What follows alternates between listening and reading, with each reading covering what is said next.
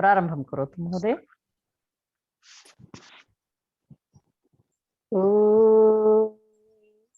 वक्रतुंड महाकाय सूर्यकोटि समप्रभ निर्विघ्नं कुरु मे देव सर्वकार्येषु सर्वदा। गुरुर्ब्रह्मा गुरुर्विष्णु गुरुर्देवो महेश्वरः गुरु साक्षात् परब्रह्म तस्मै श्री गुरवे नमः। सरस्वती नमस्तुभ्यं वरदे कामरूपिणी विद्यारम्भं करिष्यामि सिद्धिर्भवतु मे सदा। वाक्यकारं वररुचिं भाष्यकारं पतञ्जलिं पाणिनिं सूत्रकारं च प्रणतोऽस्मि मुनित्रयम्। पठामि संस्कृतं नित्यं वदामि संस्कृतं सदा ध्यायामि संस्कृतं सम्यक् वन्दे संस्कृतमातरम्। ॐ हरि ओम्। धन्यवादः महोदय। कृपया भवत्याः अनुभवः कथमासीत् इति महोदय, संस्कृत संभाषणं कक्षायां मम अनुभवः सम्यक् आसीत्। 30 छात्राः भवति तत्र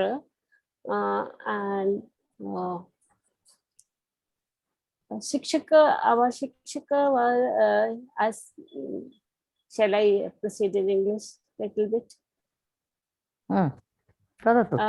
Our teacher was very interesting. His way of teaching conversation was very beautiful. He would show us pictures. He would show us very hastamudra, and then he will teach. He will teach us stories also, and whatever we learned here, that was there. Nothing new was there, but aggressively asking questions and then demanding answers, that we were put to ask questions, questioning and answering. These were the methodology used, and showing pictures and all, and then immediately he will show the picture. He will immediately ask the question, what was that? He will show us Shurika and then ask Gajaha asti va, like this. So question and answer. Put questions, give answers immediate. Jatini vadatu, he would say. And then Geet Gayanam was there. It was beautiful. And Chetaka Chetakare Chetaka. Chiu Chiu Kujasitam Vihaga. This was very beautiful. Then Prarthana, then Samapana. Same way. It was beautiful. So I learned from questions and answers.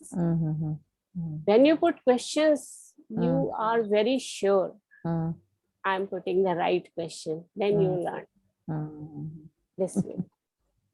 Kada bhavati idam etad शिबिरं कक्षा सम्भाषणशिबिरं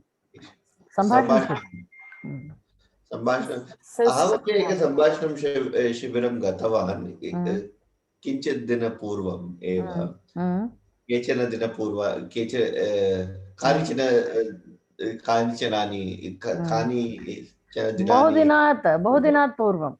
बहुदिनात् पूर्वं न किञ्चित् एव इंदिरा महोदय कृतवती UAE मध्ये वसति अबुधाबी मध्ये सा कृतवती सोपानवर्गम् अपि गतवान् बहु सम्यक् आसीत् यथा रीता महोदय उक्तवती बहु सम्यक् पठनम् अभवत् बहवः छात्राः बालाः आसन् तदर्थम् अस्माकं अस्माकं ज्ञातं झटिति आगतवन्तः। बालकाः बहु उत्साहिताः भवन्ति बहु किल बहु उत्साहिताः। उत्साहितः, बहु अतः उत्साहितः। अस्माकमपि उत्साहः वर्धते आम् तत्कारणेन। अस्तु अस्तु इदानीं प्रारम्भं कुर्मः।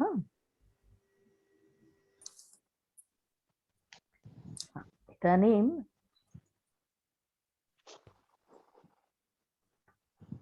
द्वितीया विभक्तिः कर्मपदं तत्र वाक्ये कर्मपदस्य द्वितीया विभक्तिः कथं भवति? छात्रः पाठं पठति, तत् सर्वे जानन्ति किल। छात्रः पाठं पठति। जननी रोटिकां पचति। शिशुः दुग्धं पिबति। अत्र छात्रः पाठान् पठति, तदापि तत्र क्रियापदे परिवर्तनं न भवति। छात्रः पाठं पठति, छात्रः पाठान् पठति। अत्र द्विवचनम् अस्ति किल। छात्रः पाठौ पठति। 2 लेसन्स्। पाठौ पठति। छात्रः कथां पठति। कथा इति स्त्रीलिङ्गम् अस्ति किल, अतः कथाम् इति। छात्रः कथाः पठति। Many stories. छात्रः कथे पठति। द्विवचनं। तदनन्तरम् अङ्कनी अस्ति। बालिका अङ्कनीम् आनयति। बालिका अङ्कनीः आनयति। बालिका अङ्कन्यौ आनयति। अङ्कन्यौ, अङ्कनीम्, अङ्कन्यौ, अङ्कनीः। एकवचनं, द्विवचनं, बहुवचनं। पाठं पाठौ पाठान्। एकवचनं, द्विवचनं, बहुवचनं। कथां कथे कथाः। एकवचनं, द्विवचनं, बहुवचनं। बालकः फलं खादति। बालकः फलानि खादति। बालकः फले खादति। एकवचनं, द्विवचनं, बहुवचनम्। अवगतम्?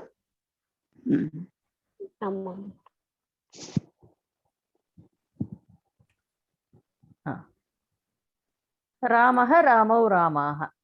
तत्र संबोधना अपि जानन्ति सर्वे। हे राम, हे रामौ, हे रामाः। रामं रामौ रामान्। सीता सीते सीताः। हे सीते हे सीते हे सीताः। सीतां सीते सीताः। नदी नद्यौ, अत्र टङ्कणदोषः। नद्यः। हे नदी हे नद्यौ हे नद्यः। नदीं नद्यौ नदीः। अत्र नदीं नद्यौ नदीः। द्वितीया महोदये एक प्रश्नं। in the Sambodhana Prathama, I have seen both he amba, he ambe. द्वयमपि साधु। Oh, okay. फलं फले फलानि। हे फल हे फले हे फलानि। फलं फले फलानि। द्वितीया विभक्तौ। इदानीं क्रमेण गच्छामः। प्रथमं गायत्री महोदये वा?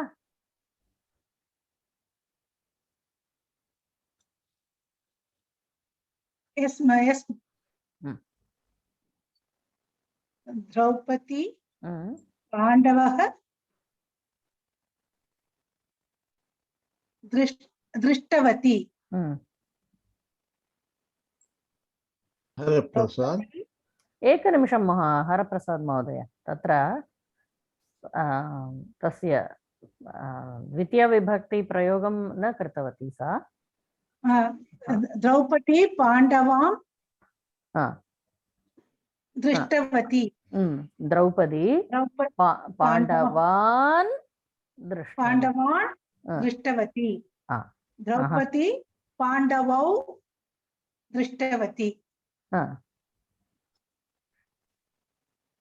हा, द्रौपदी पाण्डवं दृष्टवती। पाण्डवं दृष्टवती, पाण्डवौ पाण्डवं पाण्डवान्। पाण्डवौ पाण्डवान्। पाण्डवान्। हरप्रसाद महोदय वदतु। वयं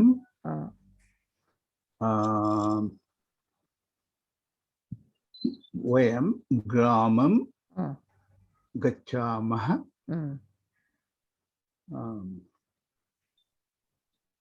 वयं ग्रामं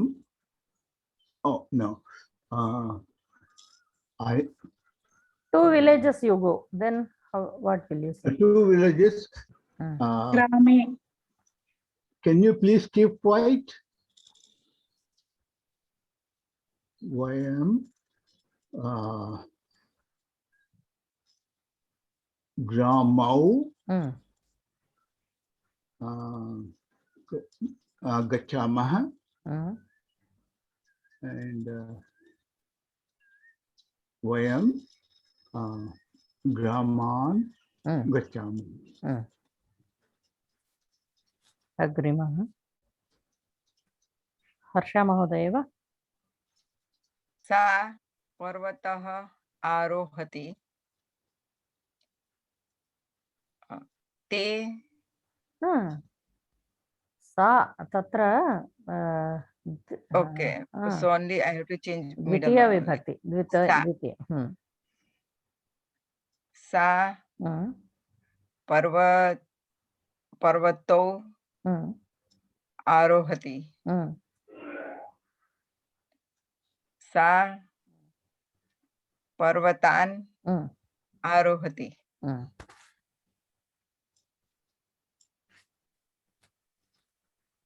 हीना महोदय। One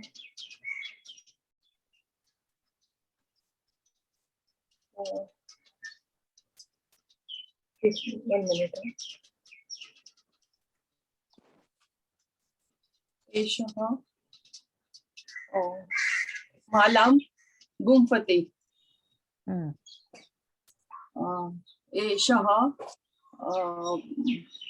माले गुम्फति। एषः मालाः गुम्फति।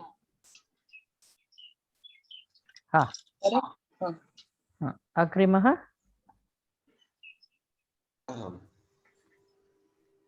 करिष्यामि वा? महोदय। रामः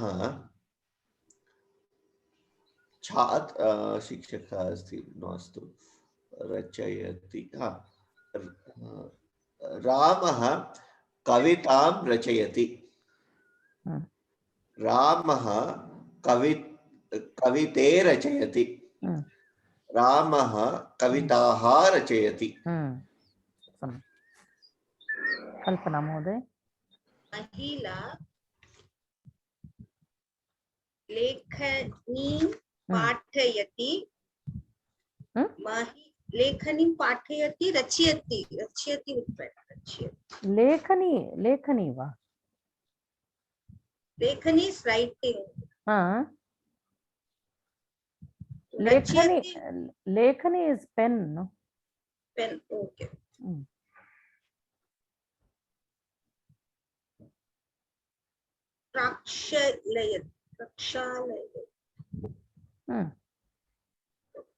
महिला लेखनीं प्रक्षालयति। प्रक्षालयति means sorry. Cleaning, washing, cleaning. महिला लेखनीं प्रक्षालयति। महिला लेखन्यौ प्रक्षालयति। महिला लेखनीः प्रक्षालयति।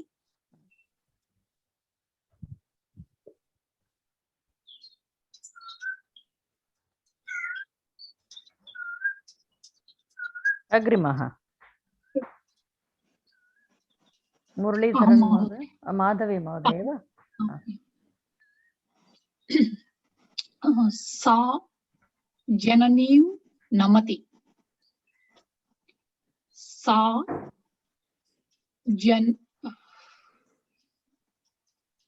जनन्यौ नमति। सा प्लूरल जननीः नमति।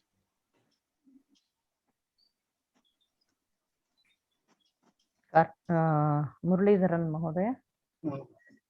शिक्षकः छात्रां पाठयति। शिक्षकः छात्रे पाठयति। शिक्षकः छात्राः पाठयति। निर्मल महोदय। ओके महिला दर्वीं प्रक्षाल्यति। महिला द्रव्यो प्रक्षाल्यति। द्रव्यो द्र नास्ति दर्। ओ द्रव्यो, ओके ओके सर, द्रव्यो, ओके। महिला द्रव्यो प्रक्षाल्यति। महिला दर्वीः प्रक्षाल्यति।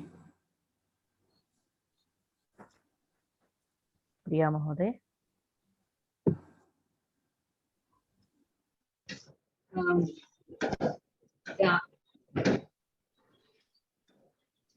रामः कवितां रचयति। रामः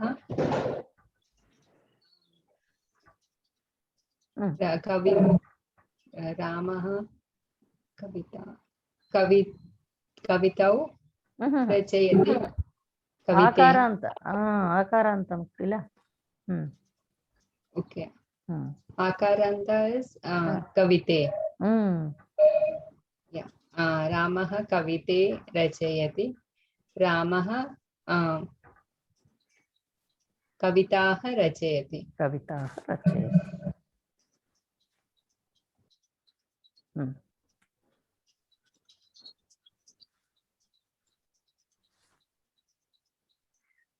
रमेश महोदय वा? सा लेखनी कृतवान्। सा लेखनी सा लेखनी कृतवान्। सा कृतवान् इति न सम्यक् महोदय। कृतवान् इति पुंलिङ्गशब्दः किल? हो, रामः लेखनी कृतवान्।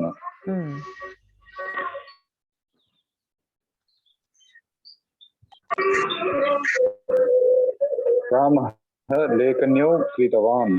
एकनिमिषं महोदय, बहु कोलाहलः भवति। रामः लेखन्यौ कृतवान्। एकनिमिषं महोदय।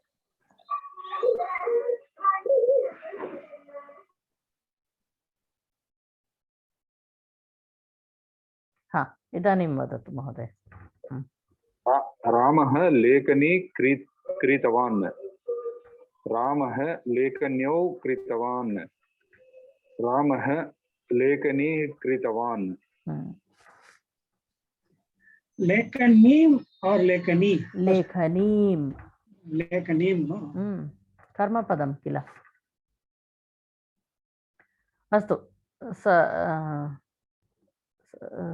सर्वे शब्दाः प्रयोक्तव्यः किल? What is meant by कृतवान्? कृतवान्, bought.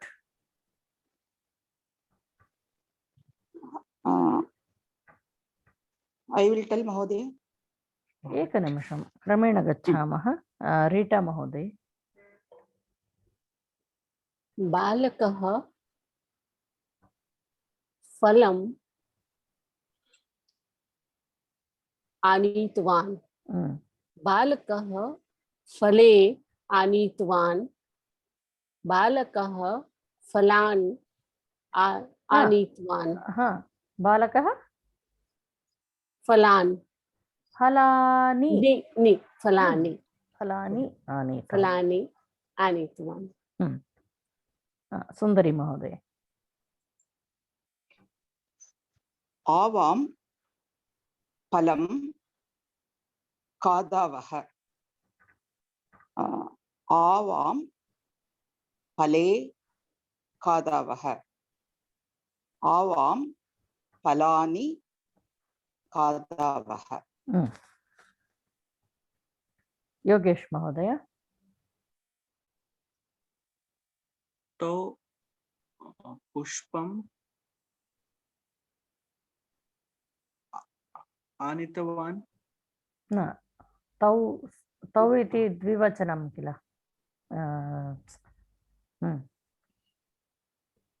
तो कुरुतः सम्यक् नास्ति। सम्यक् नास्ति वा?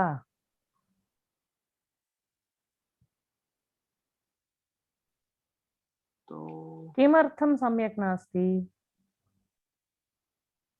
कुरुतः कुरुतः तस्य रूपाणि वदतु। तो पुष्पं कुरुतः। न पुष्पं कुरुतः इति नास्ति। तो गृहकार्यं कुरुतः। त्वं तो गृहकार्ये कुरुतः। तो गृहकार्याणि कुरुतः। अमी महोदये। बालकः फलं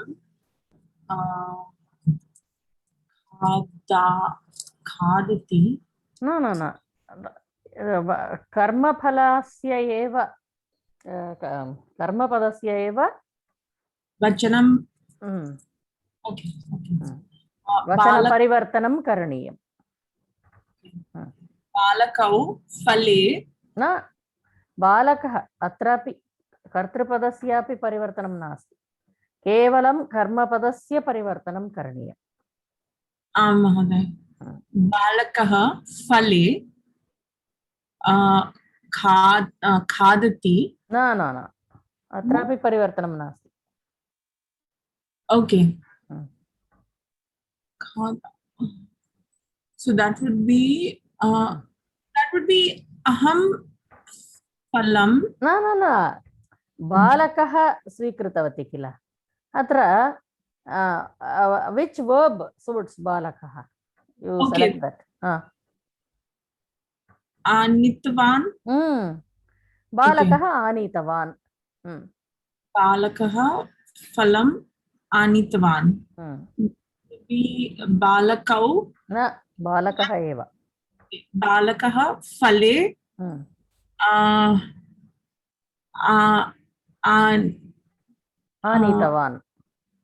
आनीतवान्। ओके, बालकः फलानि आनीतवान्। एवम्। अवगतम्? अवगतम्। इदानीं परितः। परितः इत्युक्ते on all sides। कृष्णं परितः गोपिकाः सन्ति। शर्करां परितः पिपीलिकाः सन्ति। गृहं परितः उद्यानम् अस्ति। उभयतः, नृपम् उभयतः अङ्गरक्षकाः सन्ति। सीताम् उभयतः लवकुशौ स्तः। मन्दिरम् उभयतः उद्यानानि सन्ति।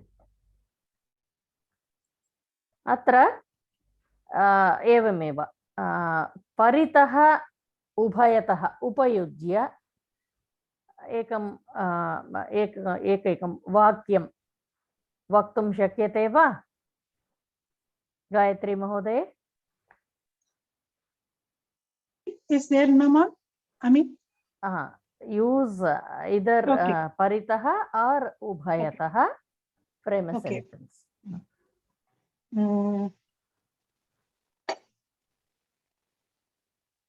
कार्यालये परितः कार्यालयं परितः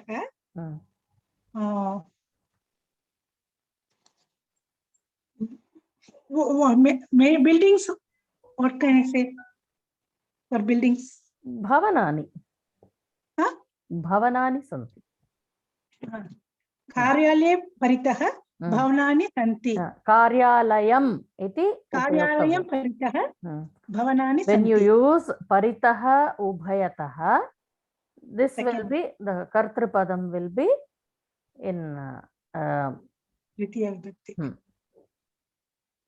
कार्यालयं परितः what did you say for buildings ma'am bhavanam bhavanani भवनानि सन्ति हरप्रसाद महोदय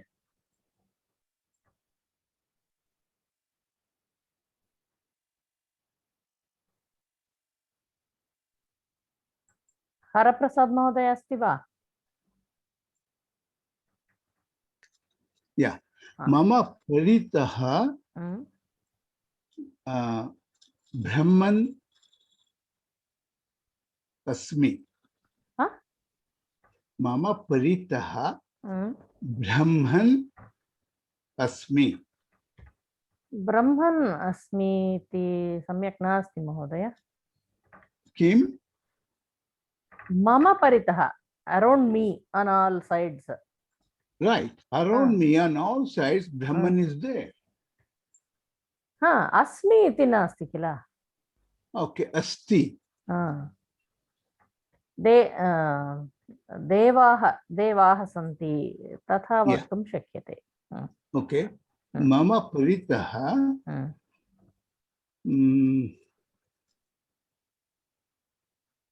मम परितः पुस्तकानि गृहाणि सन्ति अस्तु हर्ष महोदय शिक्षकां परितः छात्राः सन्ति शिक्षकं परितः छात्राः सन्ति सम्यक् हीना महोदय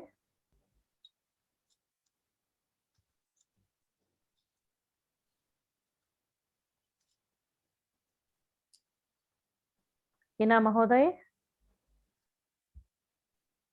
नास्ति वा मम विद्यालयं परितः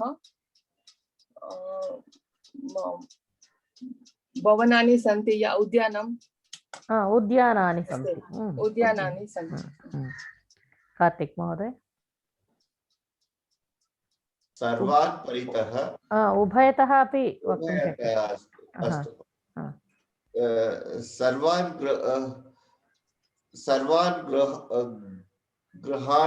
सर्वाणि गृहाणि उभयतः गृहौ सन्ति गृहौ स्तः पुनरेकवारं वदतु महोदय अस्तु मां गृहम् उभयतः मम गृहं स्तः मम गृहम् उभयतः मम गृहम् उभयतः मम गृहम् उभयतः गृहौ स्तः कल्पना महोदय एक शंका अस्ति महोदय यदा परितः उपयोगं कर्तुं शक्यते चेत् मम उपयोगं साधु वा माम् उपयोगं साधु वा मां परितः वायुः अस्ति अथवा मम परितः वायुः मम एवं वा मां परितः मम सम्यक् अस्ति वा मां परितः नदीम् उभयतः नौकाः सन्ति मुरली माधवी महोदय मम पुत्रीम् उभयतः बहवः सख्या सन्ति मुरलीधरन् महोदय गृहम् उभयतः वृक्षाः सन्ति। निर्मल महोदय। माम् उभयतः पुत्र्यो स्तः। प्रिया महोदय। कार्यानम् उभयतः यानानि सन्ति। रमेश महोदय। रमेश महोदय। मम परितः वायुः अस्ति। वायुः अस्ति। रीटा महोदय। भवनम् उभयतः प्रकोष्ठाः सन्ति। सुन्दरी महोदय। राज महोदय अस्ति वा? वदतु महोदय। दक्षिणभारत उभयतः समुद्रम् अस्ति। भारतम् उभयतः। एंड ऑस्ट्रेलिया परितः समुद्रम् अस्ति। सुन्दरी महोदय।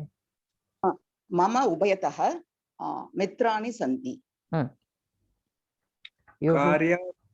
कार्यालय उभयतः वाहनानि सन्ति। अमी महोदय।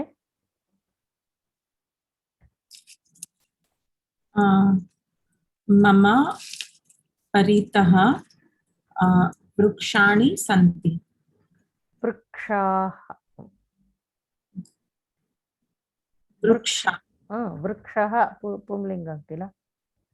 वृक्षाः सन्ति। मां परितः। इदानीं श्लोकः गायत्री महोदय पठति वा?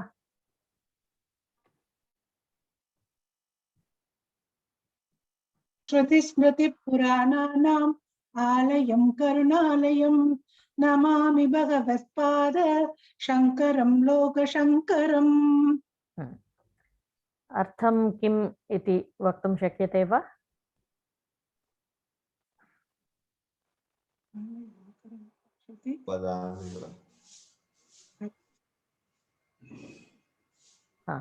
कोऽपि प्रयत्नं करोति वा? I can try. अस्तु महोदय। राज महोदय वदतु। I bow down to Shankara Bhagavad-pada,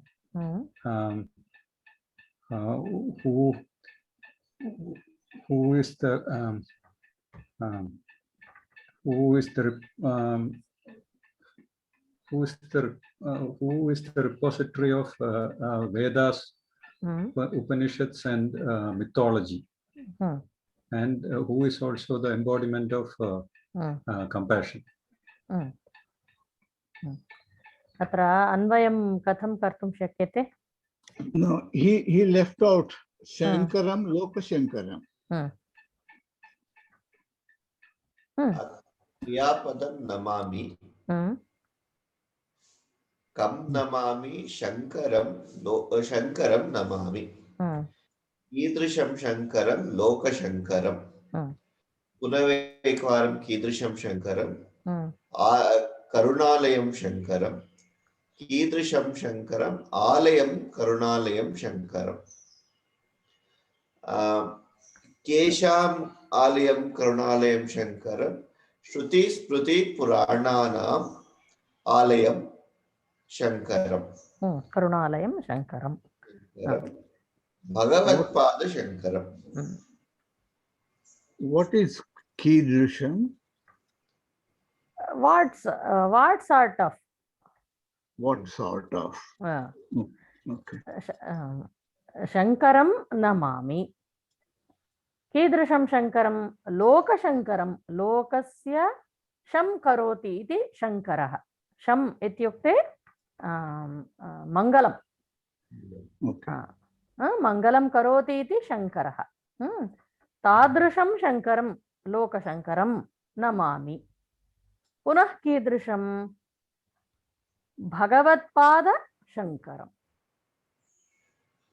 पुनः कीदृशं? करुणालयं. तत्र आलयं करुणालयं. केषाम् आलयं? श्रुति. श्रुति इत्युक्ते वेदाः. श्रुति स्मृति स्मृति इत्युक्ते मनुस्मृतिः धर्मशास्त्राः श्रुति स्मृति पुराणानां पुराणानि सर्वे जानन्ति किल कति पुराणानि सन्ति अष्टादश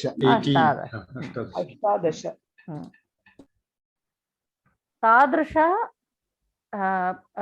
श्रुति स्मृति पुराणानाम् आलयं करुणालयं करुणस्य आलयः तादृशं भगवत्पादशङ्करं लोकशङ्करम् अहं नमामि।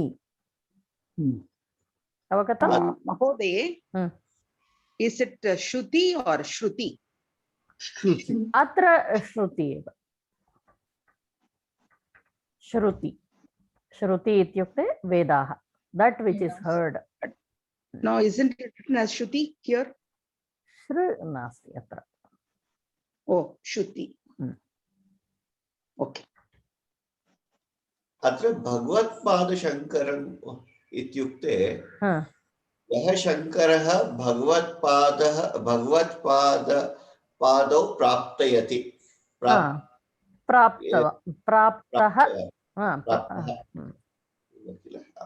भगवत्पादं यः प्राप्तः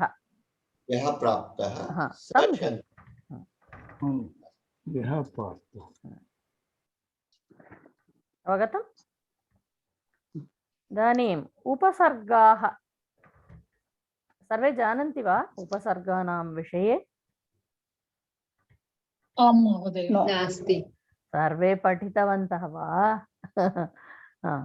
उपसर्गः इत्युक्ते प्रीफिक्स् इति वदन्ति किल आङ्ग्लभाषायां तत् संस्कृतभाषायां 22 उपसर्गाः सन्ति।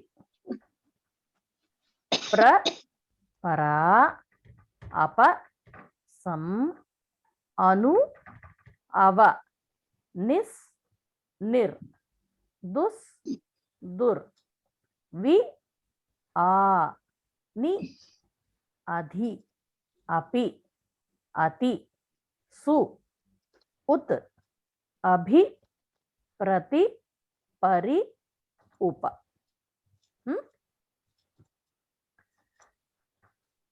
तत्र प्र तस्य उपयोगः कथं भवति? प्रभवति, प्रसरति, प्रविशति। परा तत्र अनादरार्थे परा इति परा भवति, पराजयति एवम्। अपसरति, अपगच्छति, संगच्छति, अनुगच्छति, अनुचरति, अनुयाति, फॉलोस। अवजानाति, अवतरति, कमिंग डाउन, लाइक अवतरति, आरोहति, even avagatam. Avagatam. Avagatam is knowing. निस् निर्माति, निराकरोति एवं।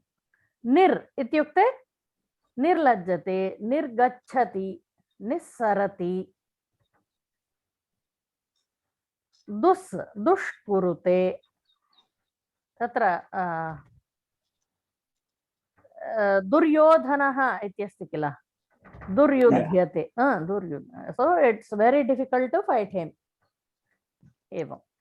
दुराचरति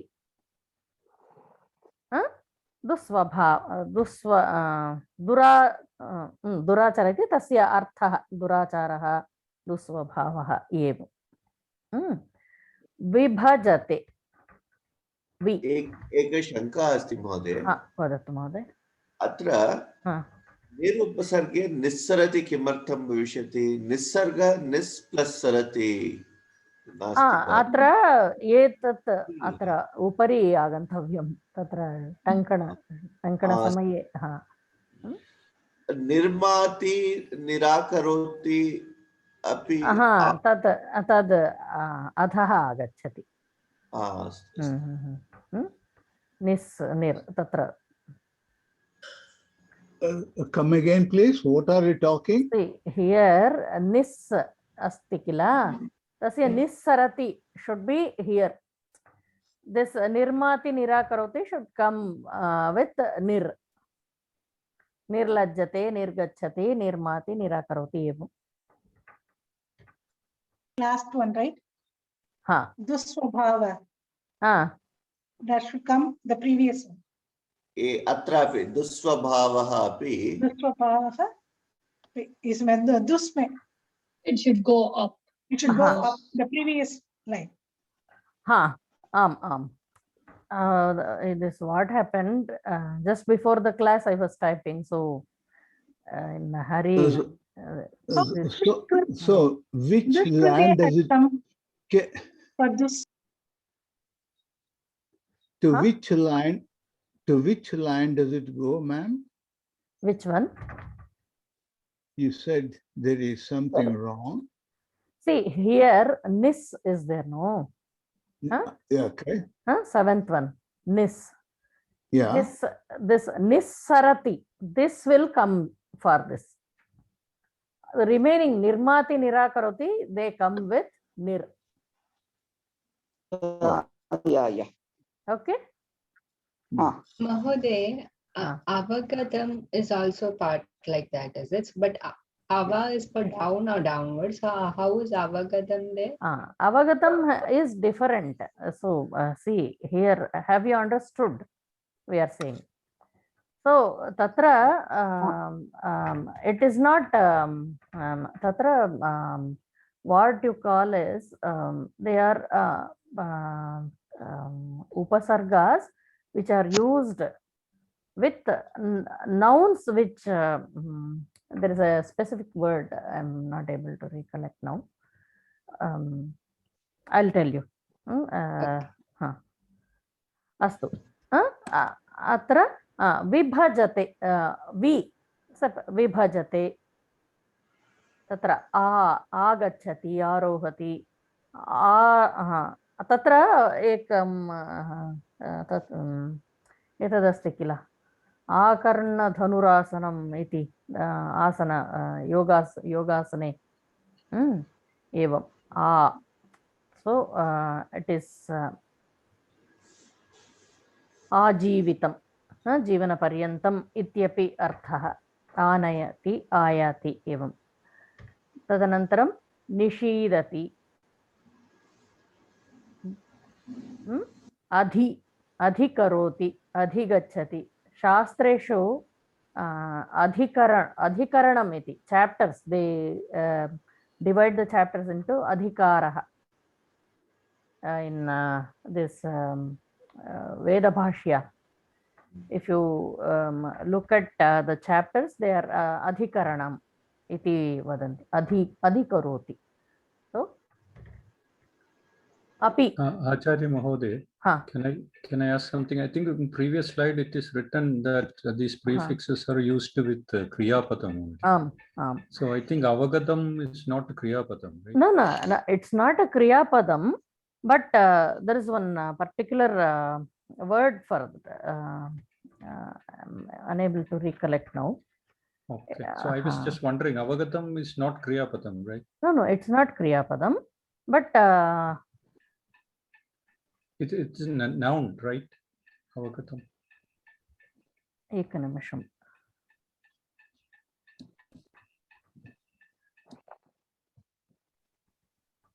अवगतम् इति गुरुमुखात् शिष्यम् अवगतम्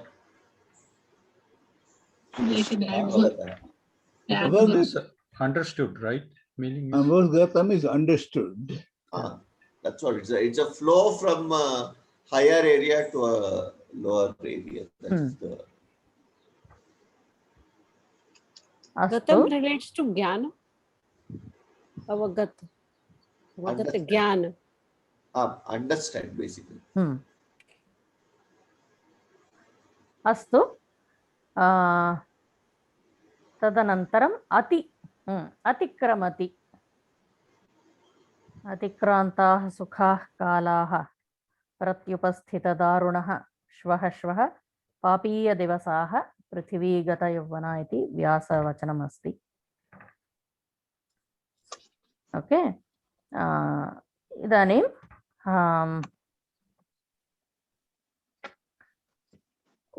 उद्गच्छति, उत्तिष्ठति, उन्नयते, एवं अभिगच्छति, अभिप्रैति, प्रतिगच्छति, प्रतिभाषते, परिचरति, परिक्रमति, उपकरोति, उपगच्छति, उपविशति, एवं। अत्र we have missed from 11 to 15, I think. न कृतं किल?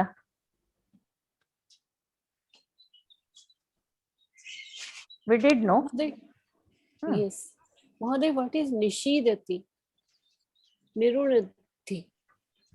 Sidati. Do you know what is sidati? Stops.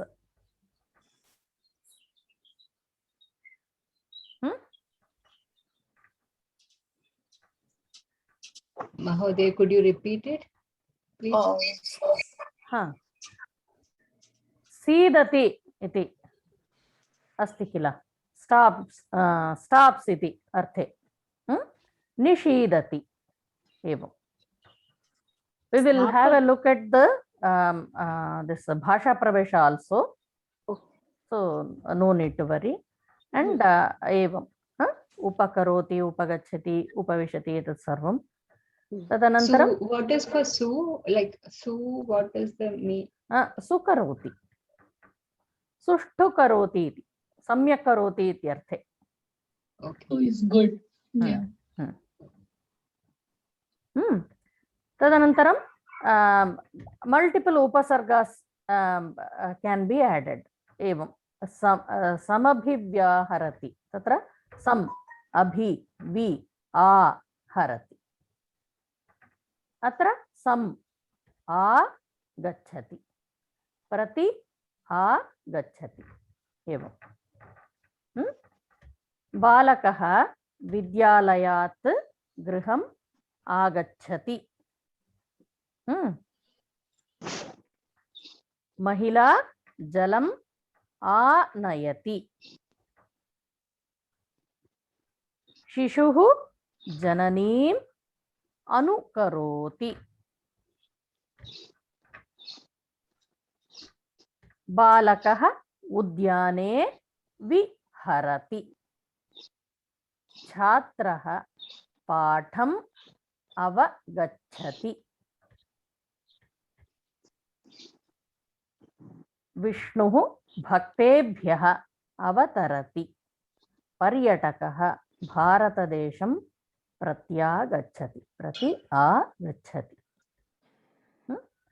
इदानीं वयं तत्र भाषाप्रवेश पुस्तकात् पश्यामः।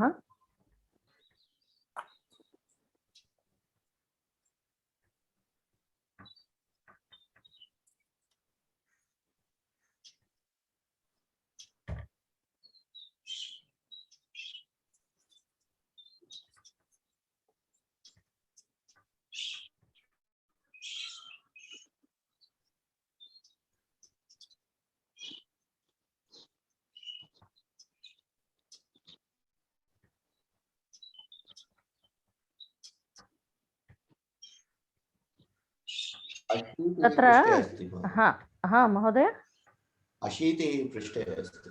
80 पृष्ठे।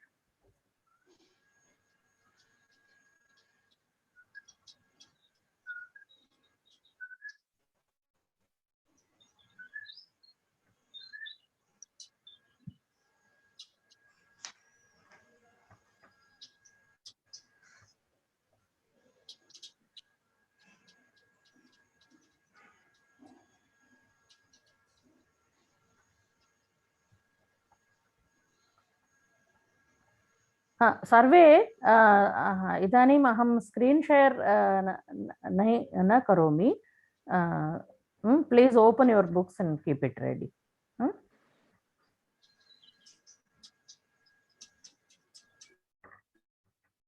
Page number 80।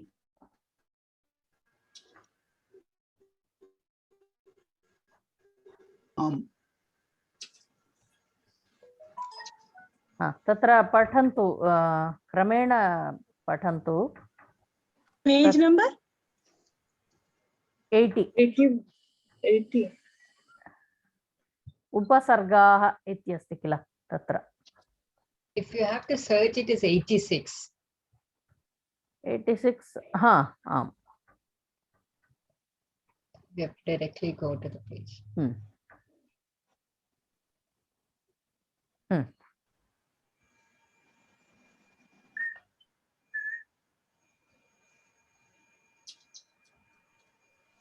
तत्र नौन् फार्म् प्रहारः इत्युक्ते नौन् फार्म् प्रहरति इत्युक्ते रूट् उपसर्ग रूट् फार्म् एवं मम समीपे पुस्तकम् इदं डौन्लोडेड् अस्ति करोमि वा न महोदय we are not supposed to अस्तु अस्तु आम् कॉपीराइट आम् आम् अस्तु इदानीं पुरुषः गच्छति पुरुषः आगच्छति युवकः धावति बालकः अनुधावति अनुधावति he follows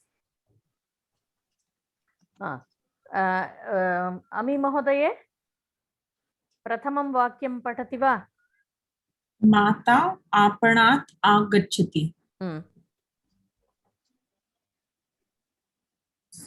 तत्र उपसर्गः कः इति वदति वा आ प्लस गच्छति आगच्छति गायत्री महोदय opening, I'm getting the page. अस्तु हरप्रसाद महोदय बालकाः देवं प्रणमन्ति the upasarga is pra it is really pra namanti namanti becomes pranavanti pranamanti हर्षा महोदय शिष्याः आज्ञां परिपालयन्ति उपसर्ग इज परि परि प्लस पालयन्ति हिना महोदय देवः कष्टं sorry सेवकः जलम् आनयति so आनयति means a is the visarga उपसर्ग उपसर्ग उपसर्ग उपसर्ग हाँ visarga उपसर्ग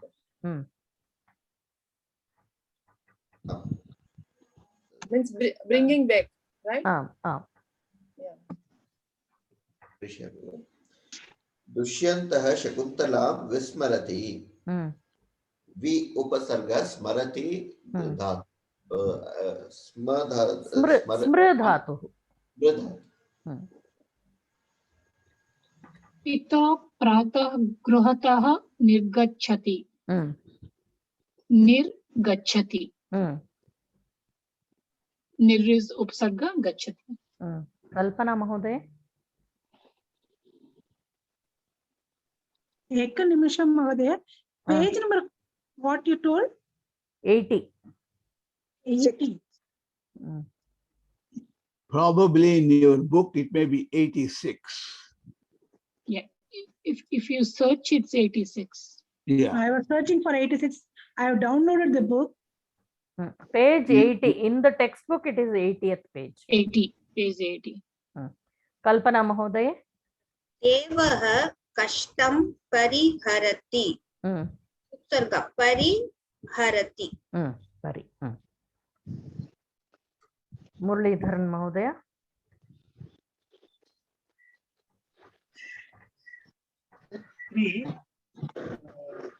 मातरम् अनुकरोति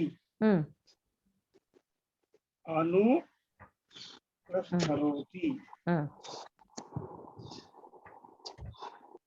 अग्रिमः निर्मल महोदय वा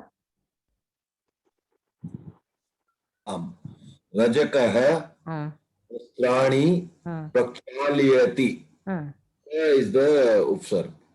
प्रक्षालयति. One minute. Anu, what is the meaning?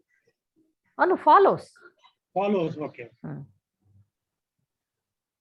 अनुवादं करोति. So translation. I got it. Anuvadantu. Anuvadantu. Mama sakam anuvadantu. So you also recite along with me like that. Ha. Ramesh, Priya Mahadeva. Ha, vadatu.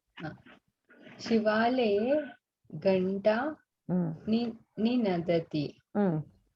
Ni is the upasarga and Nada is the dhatu. But what is the meaning, Mahoday? Another nadam. Another is it sound. Nadam Nudati Mahoday? Mahoday? Is it Nudati or Nadati? Nadati. Nadati. Is it Nudati or Nadati? Nudati is pressing. Ni plus Nadati. Nudati is pressing. Pressing, no? Ninadati. Is that nadam karoti? Nadam karoti ityartha. Yeah. Ni means more, no? Adik mane ni nadati means ni nadati, ha. It is adhikam. It is sounding very no. Deep. See, it gets many meanings are there. Only here it is it's pleasant sound, you can say. Ninadati. Okay.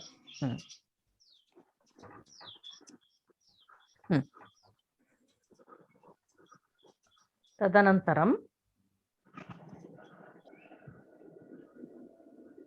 page number 82 tatra Ramesh Mahodaya. Mahoday. Ek nimisham. Somebody needs to mute. Background noise is there. Ramesh Mahodaya vadatu. V plus likati vilikati. Pra plus patati prapatati. Vilikhati ityukte kim? Vilikati means samyak likati.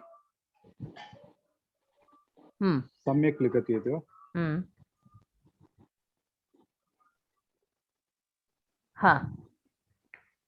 Well, I'm sorry, I didn't get the meaning of vilikati.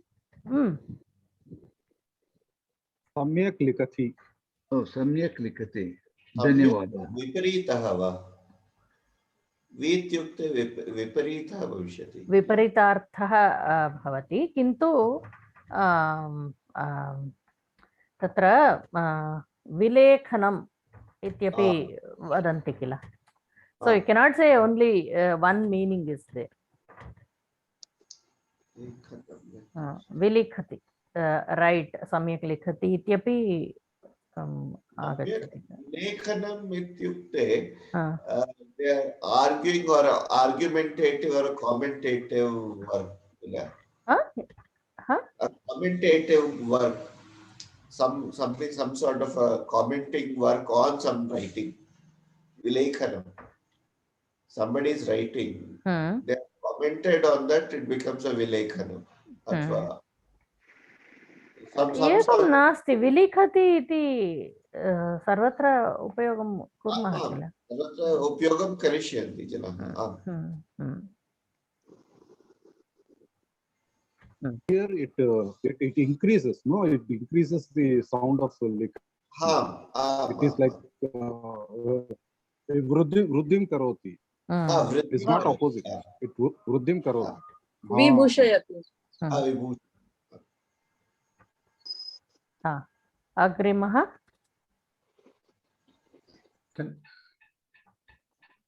Pra plus padati, prapadati. And then anugati.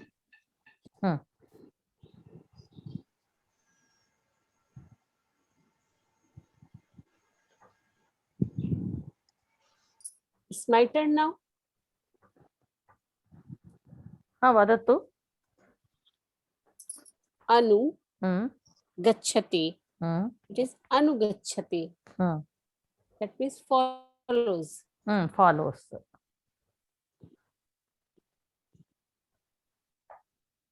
Prapadati is reciting loud, right?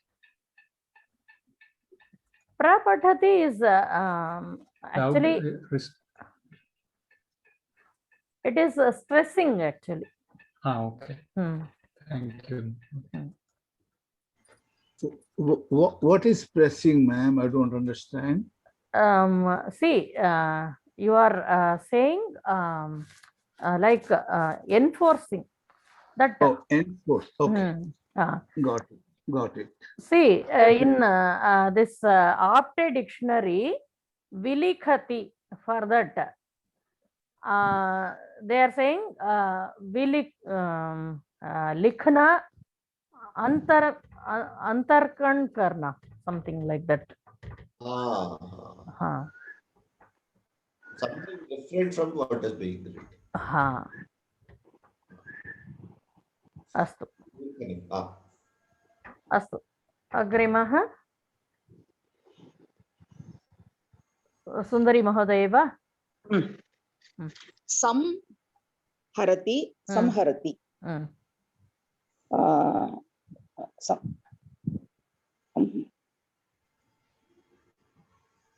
Samharati ityukte? Destroyer. Samharam karoti. Samharam karoti. Pranamati. Pranamati astu. Agrimam karotu Mahodaya. Samartushyati. Tushyati. Tusha toshane, happiness.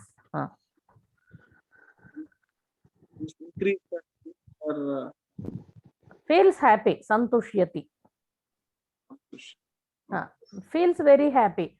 Atra, see here, samharati ityatra samharam karoti iti arthaha. Samtushyati ityatra samyak tushyati iti arthaha. Ma'am, shall I say the next one? Avagatam atra difference.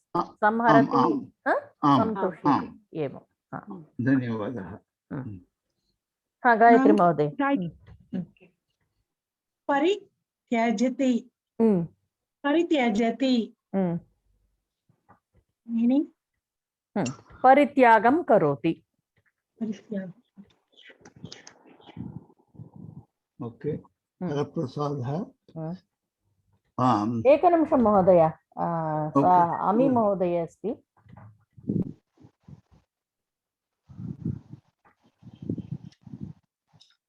A plus nayati, anayati, brings.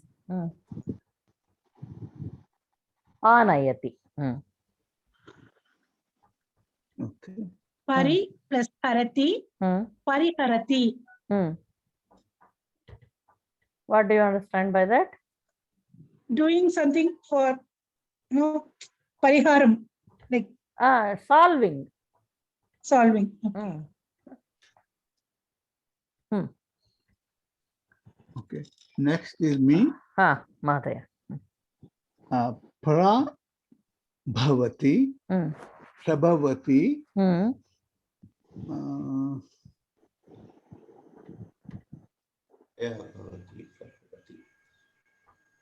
I have no idea what prabhavati is. To flow. Bhavati ityukte kim? Bhavati means to be. To be. And prabhavati is no idea. Can anybody tell? Now they're adding good effect to bhavati. Or come forward, or appear.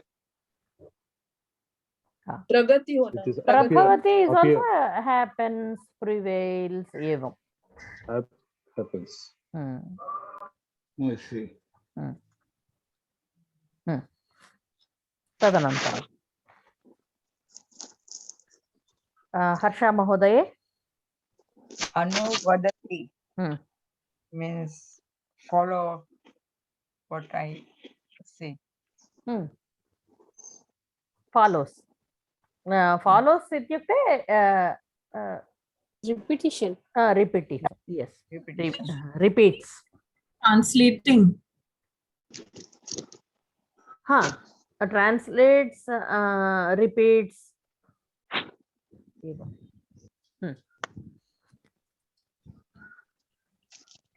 Viharati. Viharati.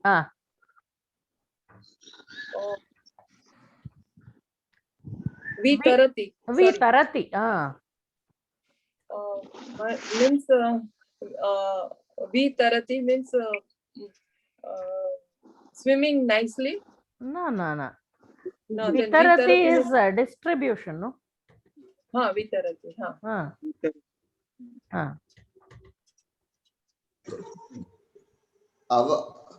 Avayojanam gacchati, avagacchati.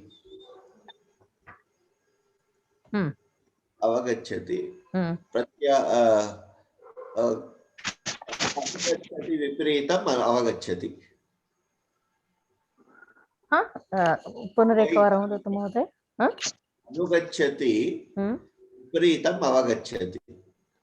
विपरीतार्थम् अवगच्छति किल. अवगच्छति इत्युक्ते understands, no? Understands.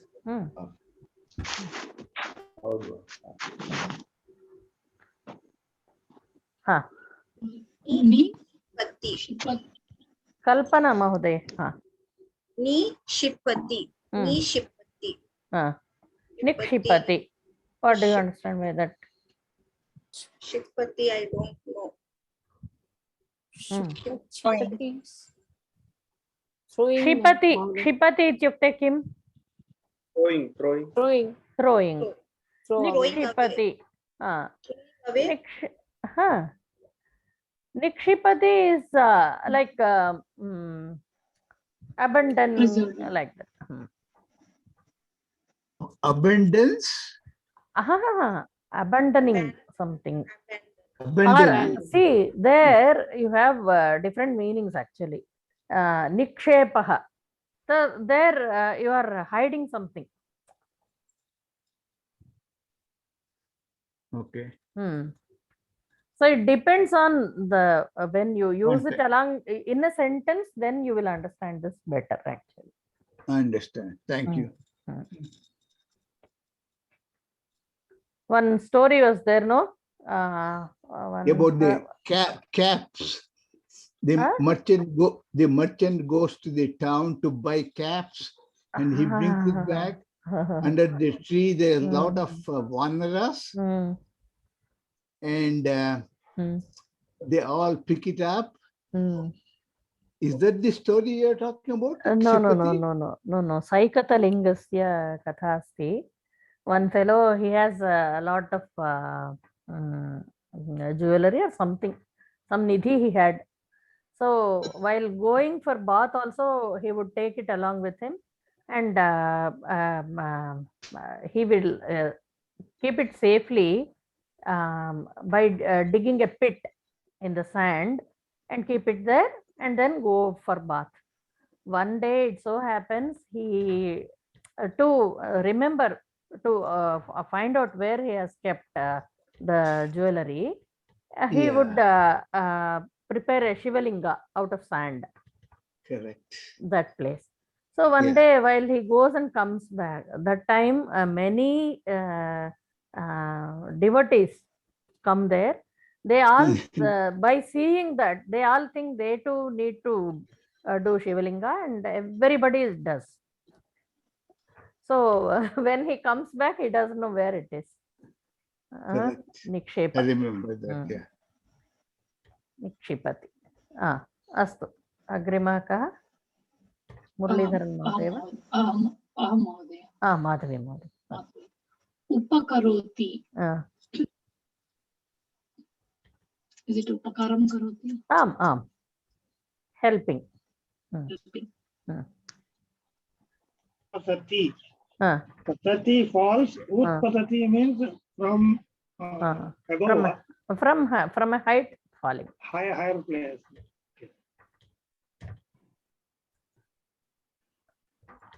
Nis plus Mahoday, Sarati. Hari Om. Mahoday, Kshamyatam, Utpatati is to generate, no? No. Utpatati is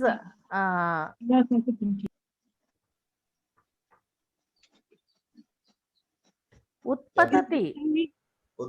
Production, Jump out, you can say. Jump out. Ramesh Mahoday, no. Padayati. Utpadanam karoti. Yes. Utpatati. Tatra tarkashastre etadasti kila. Utkshephanam. Apakshepanam. Throwing out. Utkshephanam. Patati falls, Utpatati falling from top. That is not right. No.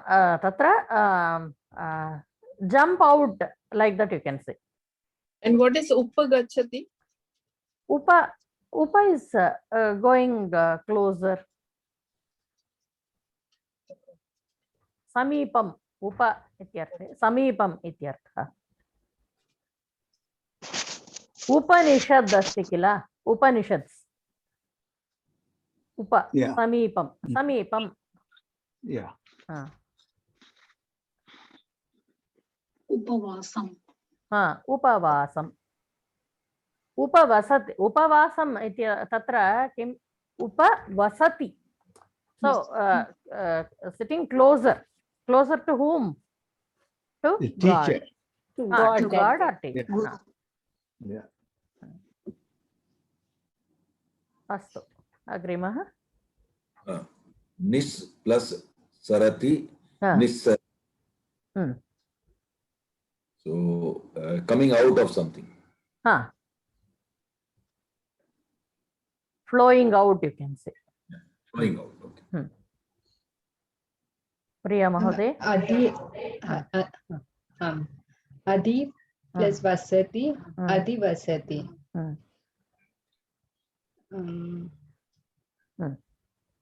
Meaning is Adi Vasati is residing.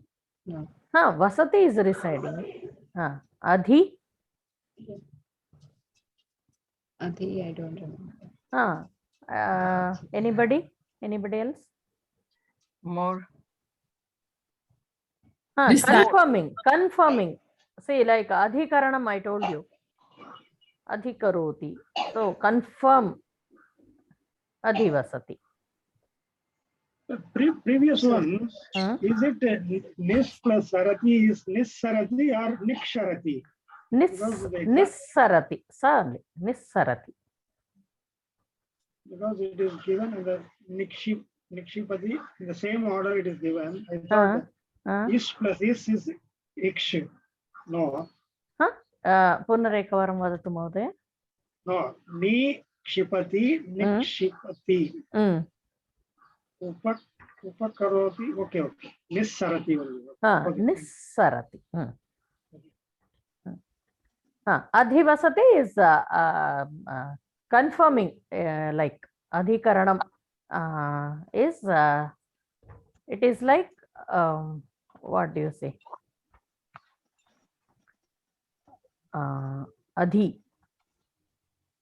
is above or on top, like that. So in this case, the meaning will be Adhivasati. Adhivasati there. What do you say? Adhivasati is. I thought you said confirming. Yes. Confirming. Yeah. Adhikaraha.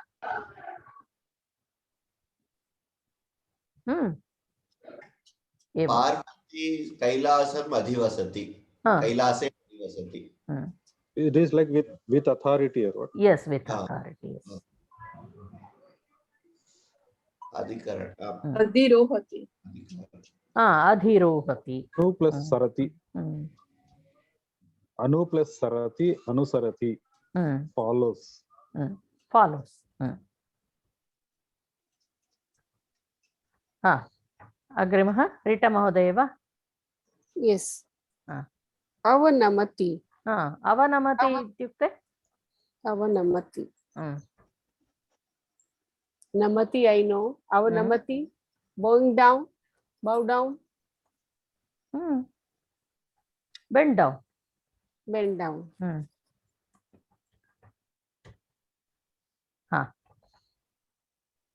सुंदरी महोदय वा? महोदय अहम् एक प्रश्नं पृच्छामि.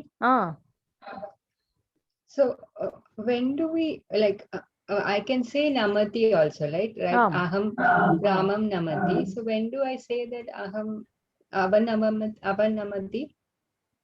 On what namati? See, bending down and doing bowing down and doing the namaskaram. Then saha avanamati. You mean the Sashtanga Namaskar? Avatarati.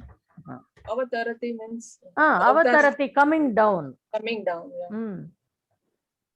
So God comes down to help us to do posture. No, man. It is relating to posture.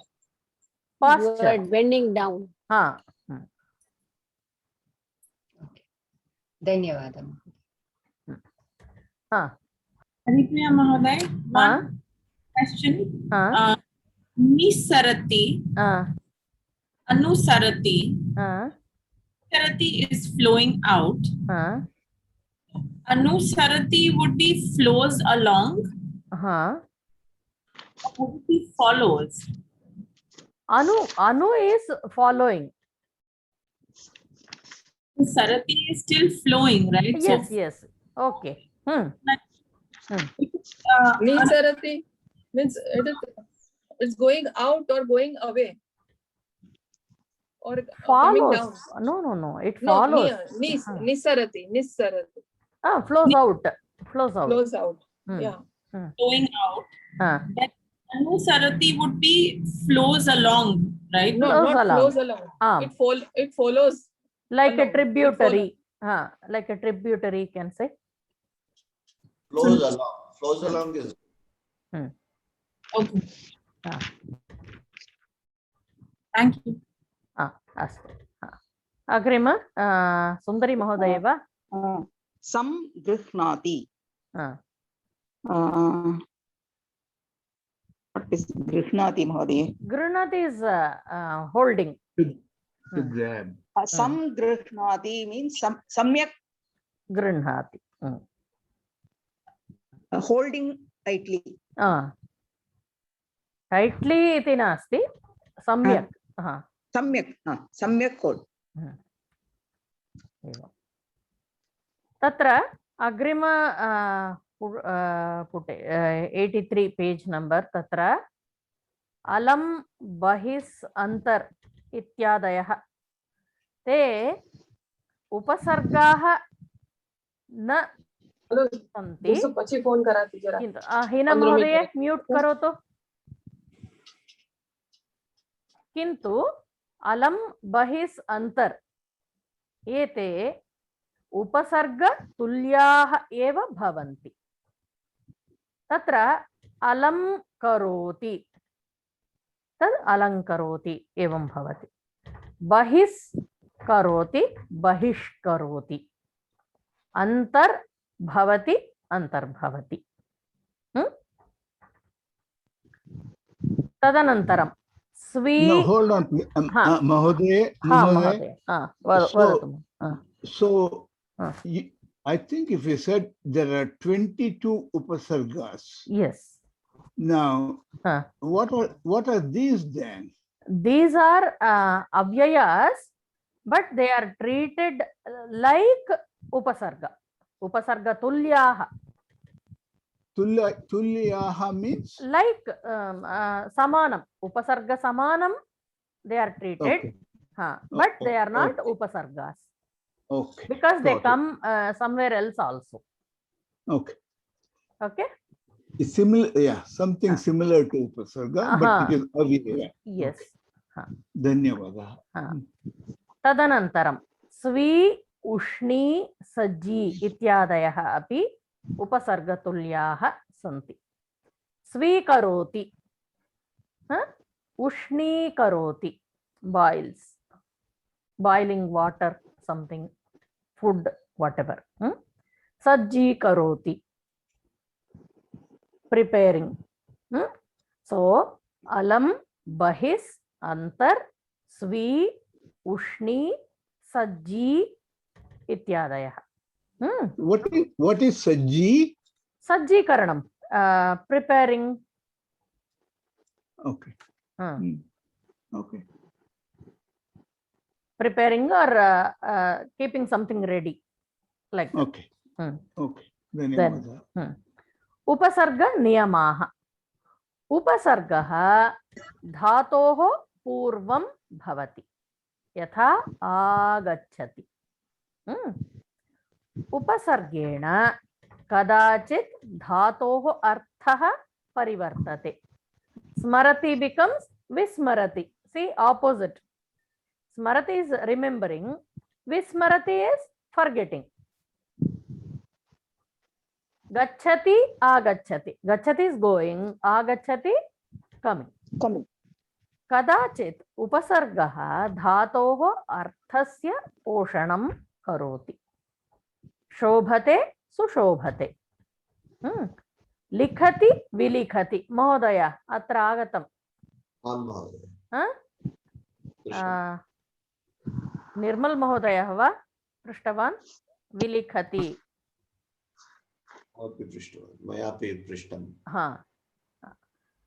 तदनन्तरं कदाचित् धातोः पूर्वं द्वित्राः उपसर्गाः अपि भवन्ति। प्रति आगच्छति, प्रत्यागच्छति। निर् आकरोति, निराकरोति। सम् उत् आहरति, समुदाहरति। What is kadachit means? Sometimes. Sometimes. Okay. Thanks. Not always. Kadachit. Vi avasthapayati, vyavasthapayati. Pratyagachati, nirakaroti, samudaharati, vyavasthapayati. Samudaharati means what? Aharati. Aharati is collecting, no? Samudaharati is tatra samyak udaharati, some good example like that also it is. Then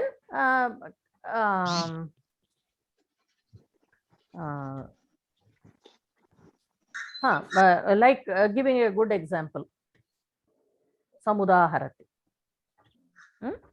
तदनन्तरम् उपसर्गकारणतः कदाचित् महोदय वदतु। प्रश्नः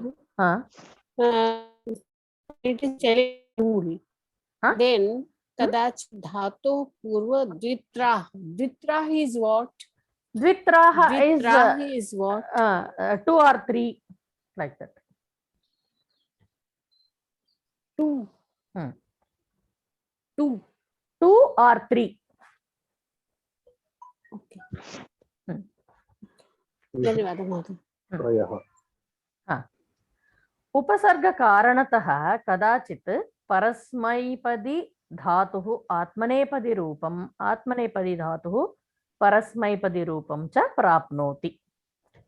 वि उपसर्गः जयति इति परस्मैपदी अस्ति, तत्र विजयते इति आत्मनेपदी। प्रतिष्ठति, प्रतिष्ठते इति आत्मनेपदी। एवं विक्रीणाति, विक्रीणीते, विरमते, विरमति। एवं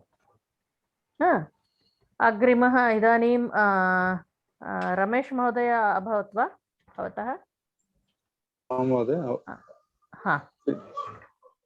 रीटा महोदय 84 पेज तत्र।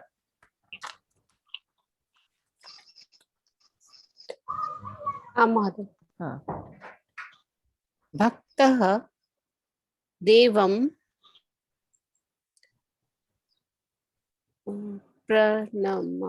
प्रणामं करोति। प्रणमति। प्रणमति।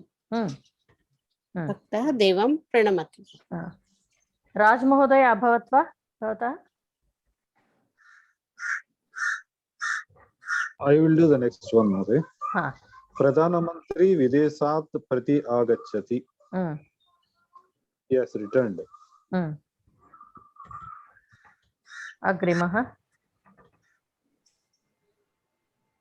सुंदरी महोदय वा?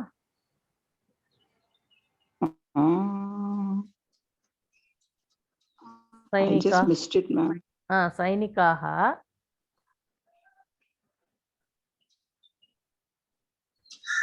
योगेश महोदय भवान् वदतु। सैनिकः शत्रून् समाहरति।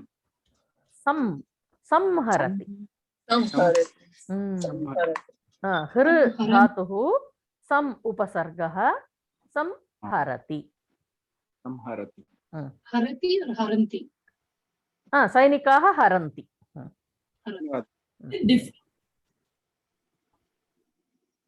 Does it defeat or kills? Killing. Samharam. Samharati. Killing. Kills. अस्तु, इदानीं समयः अपि अभवत्। एतस्य सम्यक् अभ्यासं कुर्वन्तु। तत्र सर्व अभ्यासान् सम्यक् कृत्वा तस्य you get clarity. महोदय, this परस्मैपदी आत्मनेपदी अहं न जानामि महोदय। अग्रिम कक्षायां वयं पठामः। चिन्ता मास्तु, चिन्ता मास्तु। धन्यवादः। क्रमेण गच्छामः, सर्वान् विषयान् पठामः। कक्षा शनिवासरे भविष्यति, तद् एकवारं वक्तुमिच्छामि। So the tutorial class for this week, instead of Thursday, it will be on Saturday. Every week, no? Every week. Sarve agachantu. Sarve janaः agachantu. अस्तु, इदानीं समापयामः। ॐ सर्वे भवन्तु सुखिनः, सर्वे सन्तु निरामयाः, सर्वे भद्राणि पश्यन्तु, मा कश्चित् दुःखभाग् भवेत्। ॐ शान्ति शान्ति शान्तिः। हरिः ॐ। धन्यवाद।